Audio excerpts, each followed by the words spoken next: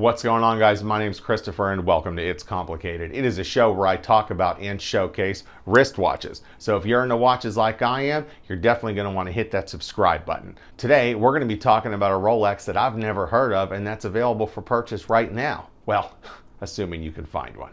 Here we go.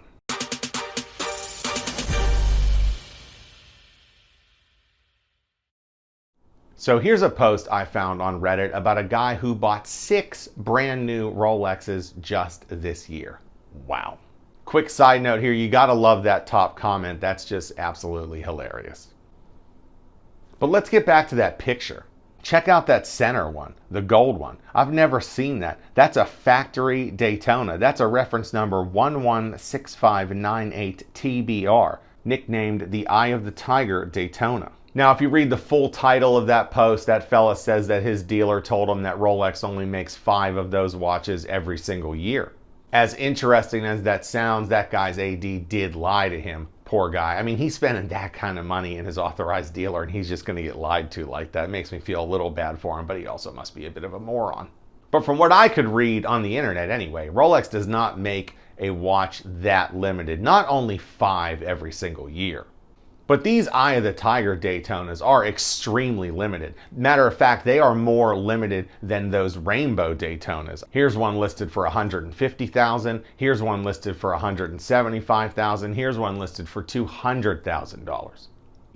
Now here's one with no price listed. It's just price on request only. And notice the difference there? That's right, that one has the bracelet on it. That fella that bought the 6, his had that bracelet too. It's got the 18 karat gold and the diamonds on it, not the Oyster Flex. I did a bit of digging around online. I tried to find other ones for sale with that gold and diamond bracelet on it, but I couldn't find any with an actual price. It was only price on request only. I would love to know the difference in price between one with the Oyster Flex bracelet on it and one with that 18 karat gold and diamond bracelet on it. We're not talking about steel. You know what I'm saying? We're talking about 18 karat gold and diamonds.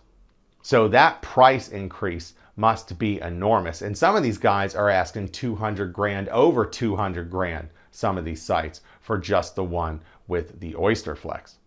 I mean, I have certainly seen some wild Rolexes before, but this one is definitely in the top tier of the wilderness. I can't say I am a fan of that dial. It's just diamonds all over the place. Everything's just going a little haywire. Although if I could walk into an authorized dealer and just buy one, you're talking if they're selling for $200,000 in the gray market, you could probably make a lot of money. I mean, does anybody know what MSRP is on that watch? I mean, you could tell me to go to the website and look it up myself, but you go ahead and go to the website. It's not on there. I tried. I went to the website. You go to the website, go look at the solid gold Daytona, not on there. Period. It's not there. Now, a solid gold Daytona, I believe, is about 37 grand MSRP. So how much could that be with just the diamonds on it and the different patterns? What could that be? Maybe 75,000? Couldn't be that much more, right? Couldn't be 150 grand, could it? I mean, I just can't see it being higher than $75,000. But if you could walk in somewhere and say, here's 75 grand, I want the one with the bracelet, and then turn around and swap it out for $250,000, that's an enormous increase. I mean, maybe that's why some of these guys are like calling me for the price when they have that bracelet, is they just want to make the biggest amount of money possible. And maybe they're looking to make like 250 grand. Maybe they want to make that $175,000 profit, which is crazy, especially on something I think is so ugly. Definitely a bit of rambling there, but all of that being said, what are your guys' thoughts? Have you seen this watch before? Would you buy it for retail if you could? Would you buy it for retail to keep it, or would you buy it for retail just to flip it and try to make that 175 grand? Who wouldn't want to make that kind of money?